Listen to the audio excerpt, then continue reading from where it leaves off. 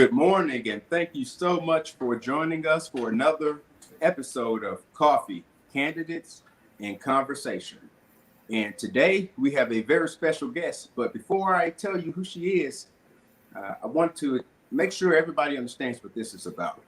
We decided to create this production so that we could give voters access to candidates and in a way that would give them some personal, up close and in your face type of exposure to the different candidates seeking to represent our interests, whether it be in our Tennessee legislature and or if it's for our U.S. Senate or U.S. Congress.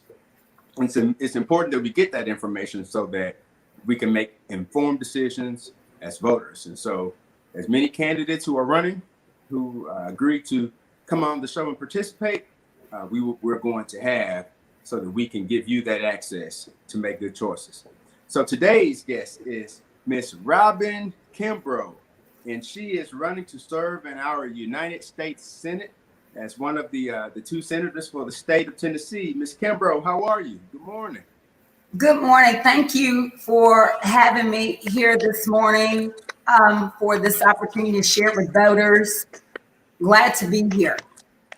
Well, look, I have my coffee in my Shelby County Democratic Party coffee mug, and I understand you are consuming a different type of beverage, certainly one that's more healthy. This is a celery green mix this morning to get me started, and I'm not a coffee drinker. And the last time I had coffee one time in my life. I was 18 years old. And it was December of 1988. But that reminds me, it looks, I guess the green look kind of reminds me of last time I took a wheatgrass shot at Hastings. I think it was, I took the power shot, which is the wheatgrass, lemon juice, and ginger. Right. Kind of mixed together. And I don't know what all it does for you, but it tastes so bad that it feels like it must do a lot of good. Well, this actually gives you energy. And because of the campaign, I've been so busy. Sometimes I forget about eating. And so it's good to have these kind of drinks on hand to kind of push you through to the next moment. Understood. Well, I'm not sure if I'll be trying any celery juice blend, especially where celery is one of the main ingredients, anytime soon. But I will support you in your endeavor to consume the wonderful, tasty vegetables that are probably going to add so much vitality to it. Well, let's go ahead and jump in and give candidates what they've been waiting for, and that is more information about you and who you are. So, first question for the day. We want to know something, well, voters, all of us, we want to know something about you that we, one, cannot Google, two, that we would not learn from your campaign literature or from your website, and three, that we would not ordinarily get to know about you if we work with you in a professional capacity. Great. I love this question. And I love to thrift shop. I like to go to yard sales, and I like to get bargains. And especially, I like to get bargains. I like to yard sale. I love to thrift shop. And not only to get bargains, but I like fellowshipping with the other people who like to do it. Nice. So it's kind of a really fun event for me when I had time to do it, and before COVID hit. So a lot of those kind of things you couldn't do after, COVID-19 hit. I also enjoy karaoke. Okay. I love karaoke, and my favorite karaoke tune is Proud Mary by Tina Turner. So I have, not only do I do the karaoke, but I also have a routine that I do with the karaoke. So I try to do it at least once a year. Mm-hmm. And I believe I have already done it this year. My wonderful husband, Arnold Hayes, he and I went to a Patti LaBelle concert and we were there kind of early. So we went over to a karaoke bar and I did Proud Mary, Tina Turner. I love doing it. And I love doing it because the song has so much energy. And I love sharing that energy with the people. And so, even with that, that's what makes me a great candidate for this United States CDC. Nice.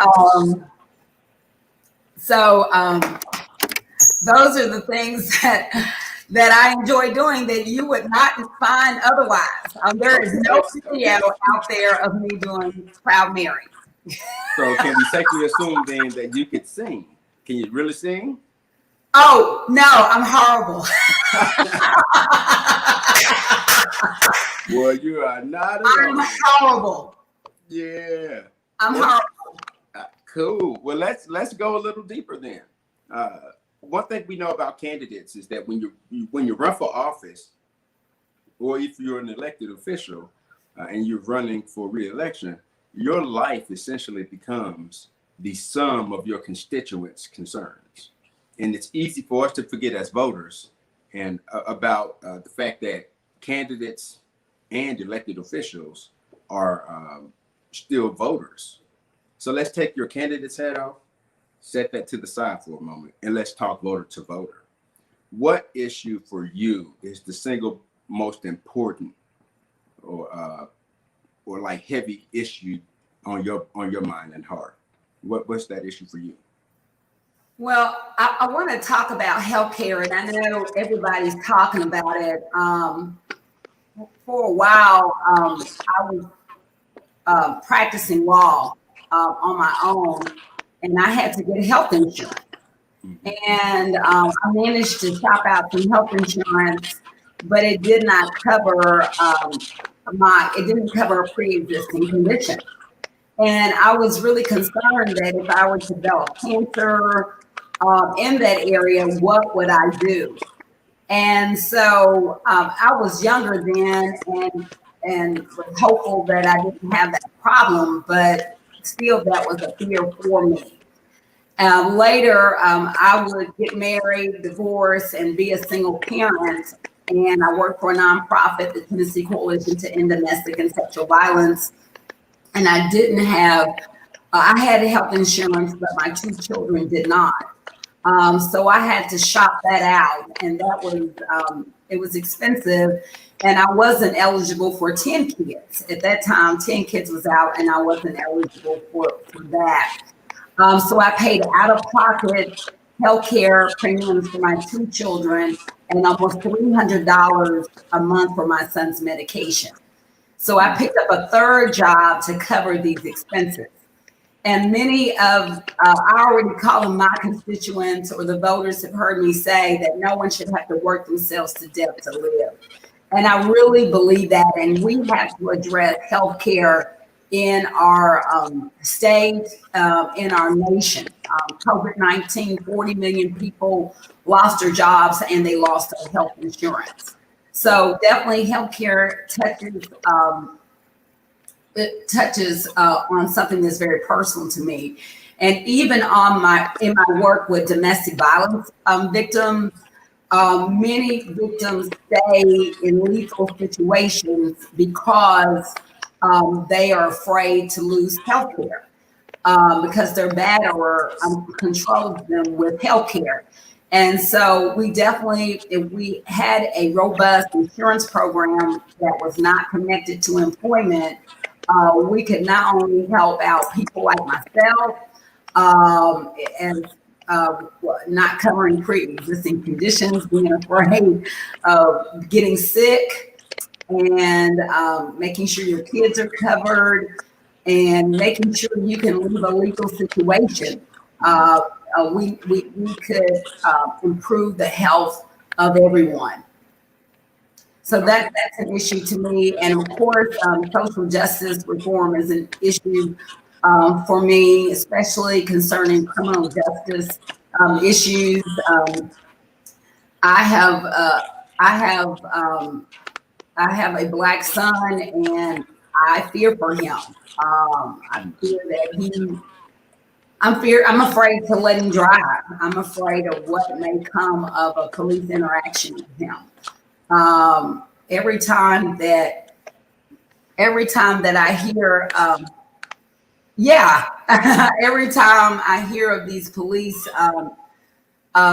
killings like George Floyd, Breonna Taylor, and Rashard Brooks, those create extra anxieties in me as a mother. So we definitely need to work to address these issues. And the other issue for me as a voter is that I want a leader that I can have access to. I think so many times people get into office and they dismiss their constituents, the same ones they were hounding for votes. They forget about them. And for me, it is important in a leader that I can have access to you. I don't have to go through 5 people to talk with you. I want you to be available. And I just want people to know as you go out to vote that I'm going to be that leader, because I know how that feels, not to be heard, to be ignored, because you're not in the inner circle. And we have got to deconstruct that kind of interaction that sometimes these offices create with our constituents. So that's something that I look for in a leader. Well, what I wanted to do here is to kind of jump into a different issue. And for those of you all who are looking at the background, we just adjusted the positioning so that we can improve the sound quality to try and make sure that you all will be able to hear clearly what was being said. So that's just to explain that piece. But you're talking about healthcare, and I think that's a critical issue too in America. And I want to put up something on the screen, and let's just sort of talk about it through this lens. And that is healthcare access for the middle class versus access for the poor and elderly. And just to add perspective to that, I think obviously the vast majority of healthcare coverage in America, or at least healthcare and also healthcare that's provided, it goes towards the elderly, and then we have 2 different worlds, but healthcare access for the poor versus for the middle class. Can you talk about that and what you believe to be a workable remedy? Great. So I like the word access, because even if you have health insurance, it doesn't mean that healthcare is accessible to you. First, you may live in a community, a rural community, for example, where you don't really have access to healthcare. So just because you have health insurance doesn't mean that you have access. And just because you have health insurance doesn't mean you can afford to use it. So that also creates an access problem. So I would consider myself probably middle class, and I have health insurance, but I have lacked access to health insurance because I know how much it's going to cost for me to go to the doctor. And there are plenty of people who have the same struggle when deciding whether to use their health insurance or not. And so when we think about the poor and elderly, they're meeting the same problem. So the poor may not have insurance at all, and they're totally afraid of getting sick, or they're depending on safety net hospitals to give them care without having the health insurance. The elderly, although they may have Medicare or Medicaid, their cost, their benefit is limited. So it creates an access problem for them as well. And this becomes very clear when we see who COVID-19 killed. It was ineffective elderly people and Black and brown people who have limited access to healthcare, and poor people. So this is why we need a robust program that not only deals with the health insurance piece, but also deals with access. Okay. So we've had over 15 or at least 15 rural hospitals to close here in Tennessee. So that creates an access problem. And this is why we need to expand Medicaid here in Tennessee. We must flip the state legislature so that we can have this funding going to our rural communities especially. And I support Medicare for all, which will improve Medicare for seniors, and it would make sure that everyone has access to health care. So as I've already said before, 40 million people lost their jobs and their health insurance. In fact, I talked to a woman who, before she lost her job to COVID-19, was middle class. And now she survives off her unemployment benefits, which will be reduced because of our national leadership not handling this problem effectively.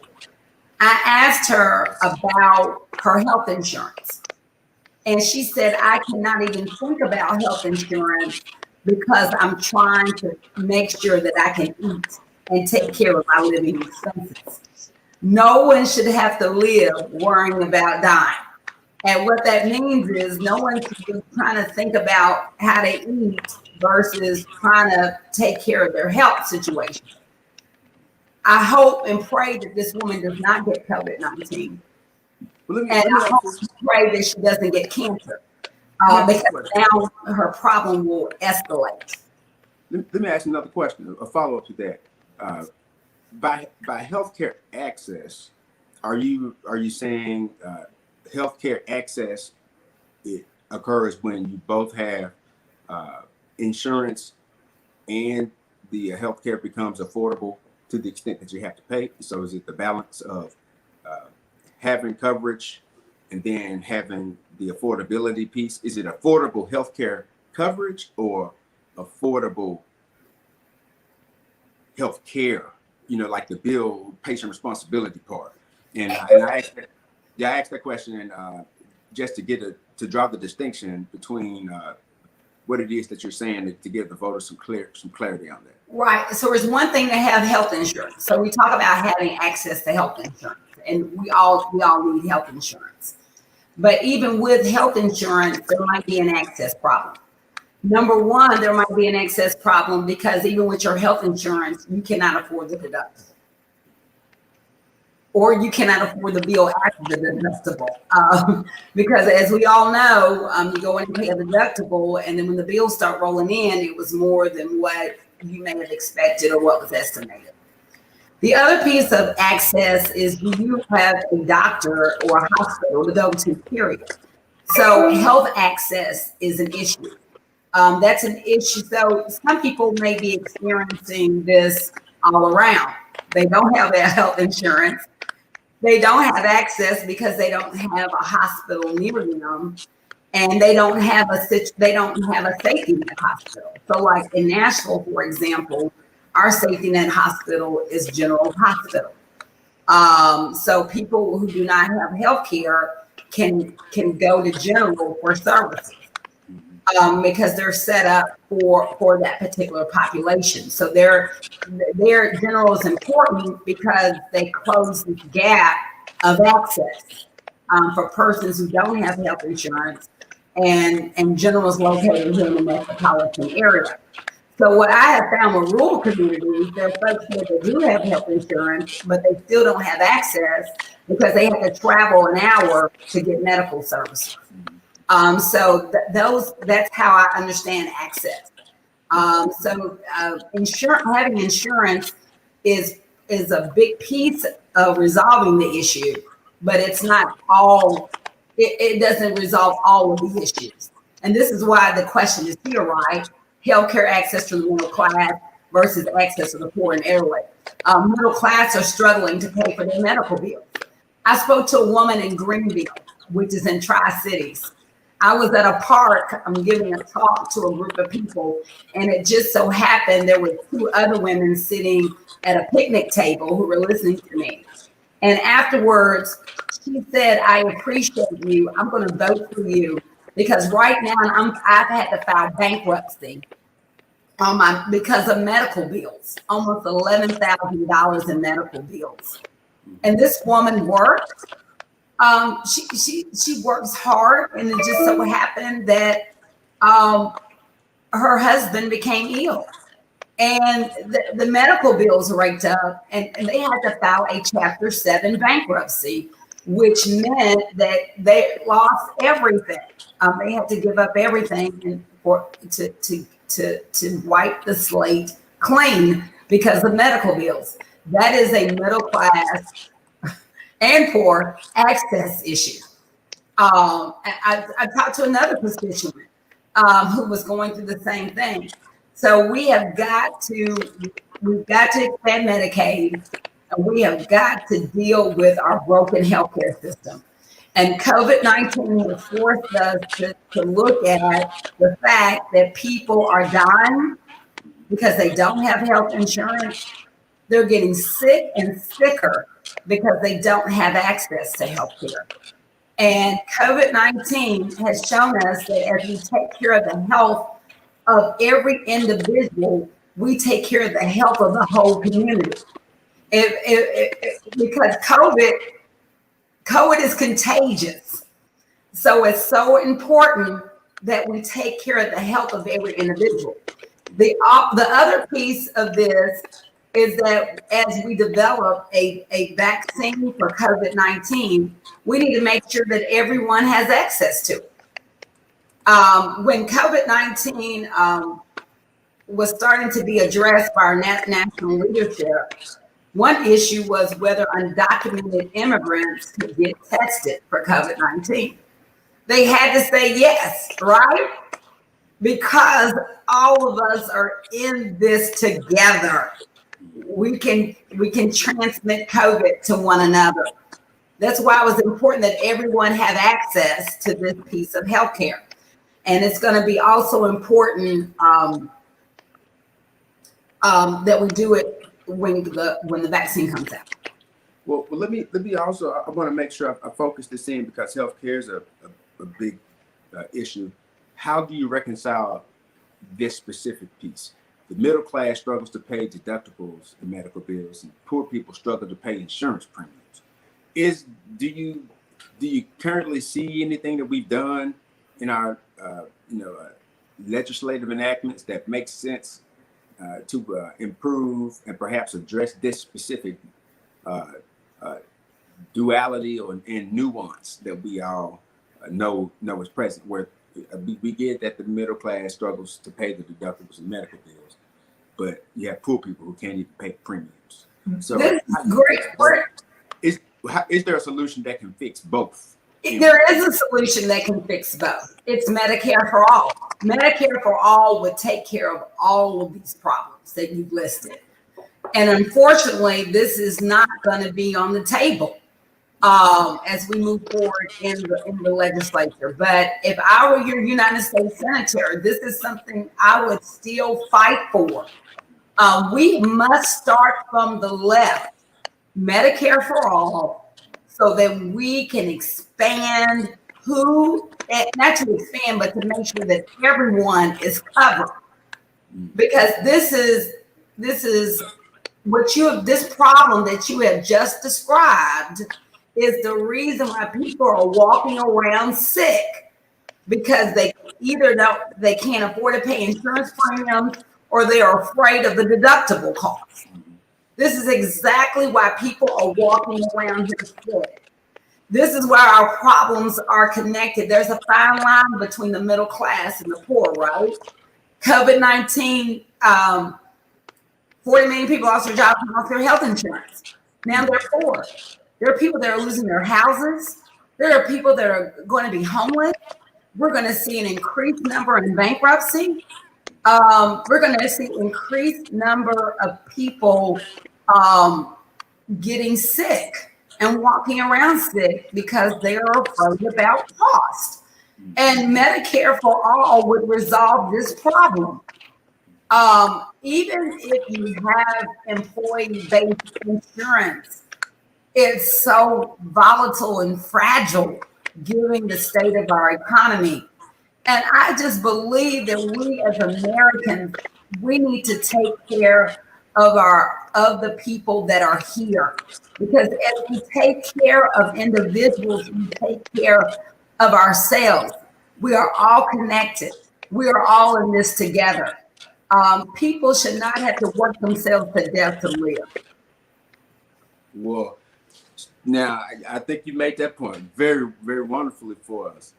But let me unfold, some of these issues in a different way. And I've been answering a lot of phone calls for the Shelby County Democratic Party that we've received, and one of those particular calls really impressed upon me the importance of addressing this next issue. And it was a voter who was really concerned about Social Security. And so let's look at this, and it's the security of Social Security. Thoughts? This is a great question. So I was at the Boyle Library here in Nashville at the polls, and a woman came up to me. She had a mix of anger and fear over Social Security benefits and wanted to know my thoughts about it. And she said none of the candidates who are running have answered her question about this. We've got to get real. People are thinking about Social Security currently and for themselves. The average payment for Social Security was between $13,000 and $14,000 a year. That's about $7.25 an hour minimum wage. Our seniors deserve better than this. We need to repeal Donald Trump's tax cuts. We need to make sure everyone is paying their way through Social Security. This will allow for an increase in Social Security, number one. Number two, we need to get rid of the FICA cap. So someone getting paid $138,000 a year and someone getting paid, let's say $1 billion a year, pays the same amount.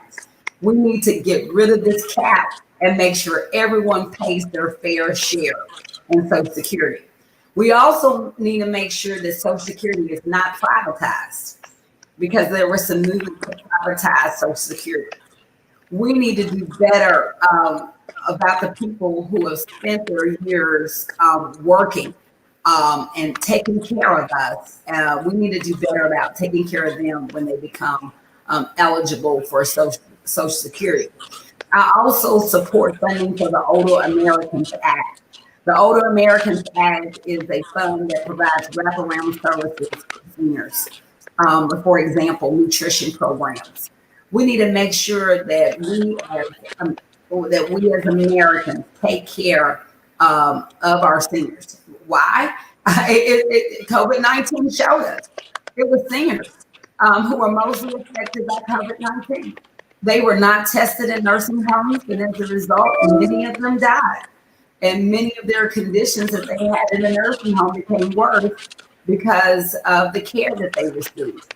And we also need to expand Medicaid, which would help with the health care of seniors.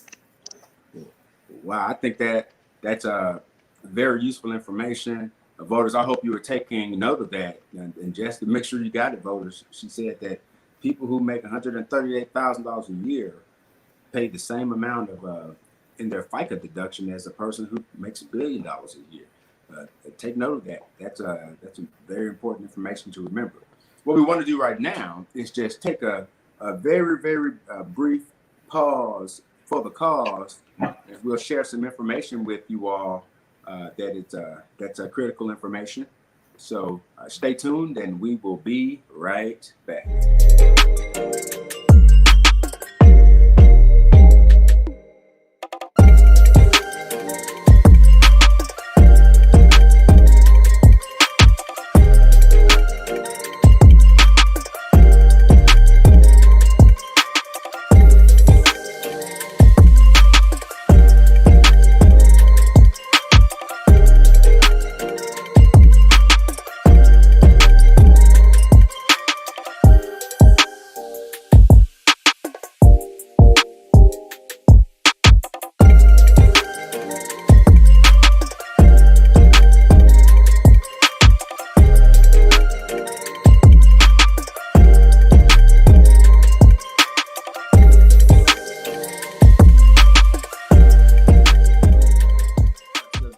discussions, which is the lightning round, which is where I'll pick a topic and I'll post it on the screen at the bottom. And then what we'll do is we'll talk about that, and we want to try to keep the responses to about a minute and a half. We'll go through a few of these questions, and then we'll wrap up at the end with our really big question that we ask all the candidates who come on the show. And so, are you ready for the lightning round? I hope so. All righty. And so we're going to start with this big question, which is, what is a livable wage? Wow. So I definitely support a living wage of at least $15 per hour. No one can live off $7.25. And I believe a living wage will boost our economy. The more money people are paid, the happier they are on their jobs, and the more productivity you will get. And as a result, they're going to reinvest in the economy. And when they reinvest in the economy, people will need more goods. So I definitely support a living wage of at least $15 per hour. All righty. Next question. Let's talk about economic growth in Tennessee. Right. So oftentimes when we talk about economic growth, businesses to the state, especially in rural areas of Tennessee, we need to create jobs.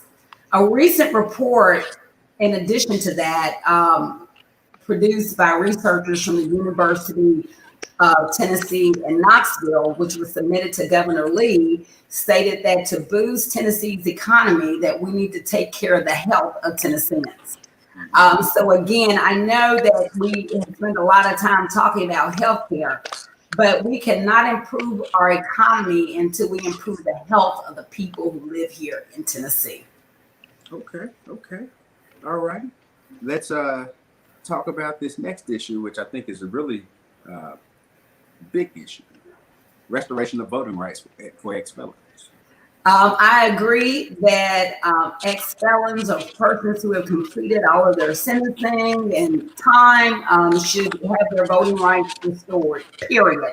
And I would also state that even though there are expungement processes for ex-felons to regain their voting rights, I believe those laws are complicated and create even more voter suppression. So I agree with the restoration of voting rights for ex-felons. Let's put a twist on it. Should felons have their voting rights taken in the first place? This is a really good question. You're really putting us on the hot seat here, but this is a really good question. So the progressive view is that felons should not lose their voting rights, as it is that voting has to deal with the fact that the person's a citizen. I would definitely be open to talking about making sure that no one loses their voting rights as a result of being incarcerated. The argument against this is that this creates bias, and there are other power and control issues because this is a vulnerable population. But I am definitely open to this. Okay, let's go ahead and talk about, the world is changing, and it's changing rapidly. So we're going to talk about cracking down on cybercrime. Great. I'm glad I got this question because this is an issue that relates to domestic violence and sexual assault. So many times batterers use cyber, and especially in trafficking kind of situations. Cybercrime is used to further exploit these victims. So absolutely, we need to strengthen regulations in these areas, and we need to strengthen ways that cyber crimes can be reported, specifically to protect domestic violence victims and victims of sexual assault and trafficking. Okay. Well, in line with that, and I have about I think 3 more lightning round questions for you before we get to our big question for the day. How about this? The right to bear arms versus the need for gun control. How do we reconcile the two? I want to say that I believe in the Second Amendment, that everyone should have a right to bear arms. But I think part of that, well, not even a but. I believe that everyone should have the right to bear arms. I believe I'm a Moms Demand Action gun sense candidate. I do believe there needs to be regulations. I believe there need to be universal background checks. I do support that we should ban the sale of automatic assault rifles, especially as we look at incidences like Sandy Hook. Also, I worked on legislation here in Tennessee to make sure that a person under order of protection and a person who has been convicted of domestic assault can never possess a firearm. Tennessee is ranked number 4 in women who are murdered by their intimate partners. So yes, I believe in the right to bear arms, but also we have to balance that against, in the case of domestic violence victim safety, and we also have to balance it against community safety. And so that's why I support universal background checks, ban of sale of automatic assault rifles, and I do support closing the dating relationship loop in the Violence Against Women's Act. Okay. How about this next one? Military spending. How much is enough? So Donald Trump's most recent budget on military spending, I believe, was over 736 billion or 738 billion. And in a press conference, he said that's billion with a B. Although some of this money, a small portion of it went to increase military salaries. We need that money to increase military salaries. But most of it went to build more nuclear weapons. We do not need to put all of this money into building nuclear weapons. This money could be used to support Medicare for all. It could be used to support nutrition programs, educational programs, and other programs in communities that would actually help us to progress as a society. The monies that are spent on more and more nuclear arms is not even a good foreign policy move. So that's how I feel about military spending. Okay. And I know I said I had 3 more questions, but I actually have this won't be the final one. There'll be 2 more. And so I'm going to first ask this one. I think it's important. We can't let it go by without being addressed. This threat has been presented by Betsy DeVos and Donald Trump, and it's the threat of decreasing federal funding for school districts that go out virtual. What are your thoughts on that? I absolutely disagree with this. In fact, because of remote learning, this calls for even more funding to go into our schools. I talked to a group of folks from Memphis, educators from Memphis, and in Nashville, and in rural communities. These children are going to have to face learning with laptops and iPads at home. Many of them do not have these resources. Mm-hmm. And the school systems are short on resources to provide for these students. They need more money. We're going to need more money for wraparound services for students. We have children that are in very difficult home environments, and they're still going to need therapeutic services and counseling interventions to help them to be successful as students. We're still going to need nutrition programs. Many students only get to eat because of the school lunch. Our students can't learn on an empty stomach. And we still, in my opinion, need substitute teachers. I could see their roles being different, and even different in the sense that they would not be substituting for a teacher necessarily in the classroom, but definitely support for students at home. And we need to increase broadband width so rural communities can have access to the internet. So this is awful. This is why we've got to change our national leadership. We've got to take care of our children.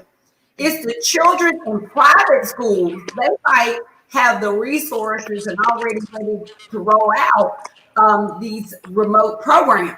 But we have got to take care of our children. We've got to take care of the least of these. And so that's important to me. If it had not been from school at the elementary level, my teachers, and having the resources that I needed in school, I would not be here asking for your vote to be your United States Senator. It was Miss McIntosh who said to me, "You have potential." She changed my life. I looked the word up. I didn't know what it meant. I was in the 4th grade. And it meant I could be anything I wanted to be. Teachers are important. We got to increase their salaries. They're going to need more training. They're going to need more resources. So contrary to that, we need to increase funding. All right. Well, we've got one more lightning round question for you, and then we'll go to our big question. So, social justice, civil rights, and race relations in America. What do you think the next big step in making progress on this battleground is for America? Of course, we need to stop the killing of Black people in the course of policing. But the way we do that is that we must pass the George Floyd Justice in Policing Act. If I were your United States Senator today, I would be standing with Kamala Harris and Cory Booker to pass this act, and definitely not with Tim Scott. Let me just briefly tell you what this act does. It gets rid of the qualified immunity doctrine. And until we get into the pockets of law enforcement, we're not going to see movement on this issue. I know this is a lightning round, so I don't have a lot of time to answer the question. The other piece is it requires implicit and exclusive bias training, and it also creates a police registry, gets rid of no-knock warrants and chokeholds. If I were part of the writing of this legislation, I would expand it to make sure community oversight boards were funded across the nation. Memphis has a community oversight board, Nashville does, and Knoxville have community oversight boards. We need to fund these types of boards all across the nation to increase accountability and transparency. I do agree with funding community policing organizations, intervention organizations, like here in Nashville, getting into Army. I also would add this other provision. I would say that if you don't comply with the Justice and Policing Act, you're going to lose your burning cops money. We already do this when policing is bad with sexual assault victims. We need to do the same when policing is bad with handling situations like George Floyd and Rashard Brooks and Breonna Taylor. So, and also we need to put reparations on the table. I would support HR 40. We need to pass a comprehensive reparations package, which includes reconciliatory language addressing slavery in our community. This is why we're seeing issues regarding statutes and bus, because we have not truly dealt with this issue. And I believe reparations, HR 40, with some revisions, is the way that we can address civil rights and race relations. And we need to pass, and I'm going to go ahead and name it, the John Lewis Voting Rights Act. We have got to put back provisions in the Voting Rights Act of 1965 to end voter suppression. All right. You have heard it from the lady herself, Ms. Robin Kimbrough. And so here's our big question. And it's one that we ask every candidate who comes on the show. And so let's do a SWOT analysis with you putting on your hat as a legislator who is a U.S. Senator for the state of Tennessee. Tell us from Tennessee what you see as our greatest strength, as our greatest weakness, where do you see our biggest opportunity, and what do you see as the single most important threat that we must address so that we can move from where we are today to where we can be tomorrow? Our strength is our democracy. Our strength is the people here in these United States. We are our strength because we are that one nation under God, indivisible, with liberty and justice for all. We are our greatest strength. We are in this together. And if we work through our issues together, I know that we can move the needle on the problems in our society. This means that we're going to have hard conversations with people that don't necessarily agree with us. And it's our democracy that allows us to do that. It's our democracy that allows us to have these hard conversations, to vote, to speak out, and to stand up for what we believe in. That's our greatest strength. It is exhibited and John Lewis being able to start good trouble. That is our democracy. Our weakness is that we don't use our strength. We get so caught up into divisiveness and hate, and it's weakening us as a nation. And as your United States Senator, every day I'm going to work to speak against hate. So I think that's our greatest weakness. So with that said, I say it's an opportunity. I saw somewhere that said that problems are possibilities. And so even in the midst of our greatest weakness, our hate, there is this thing called hope.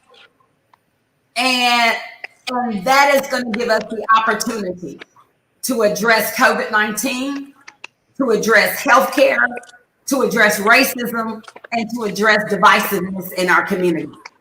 Our democracy creates an opportunity for change. George Floyd died a horrible death. This man was lynched. It shakes at the very core to watch this man die in the manner that he did. But through that act of hate, it has turned into opportunities and conversations around race that we've never had. And this is what John Lewis left in our charge. He talked about this very issue. He said it's our turn to carry the mantle now and to make change. The threats are those things that make us believe that we cannot get it done. That is our biggest threat. So I asked a woman, I was at Kroger parking lot passing out push cards because I want to be a United States Senator, because I love people and it gives me a chance to talk to you. I asked this woman, I said, hey, I'm running for United States Senate. My name is Robin Kimbrough. She said, I don't vote. You know why she doesn't vote? Because she's lost faith in our democracy. And I told her, I said, vote for me, because I'm going to renew your hope in democracy. So our greatest threat is the fact that people have lost hope.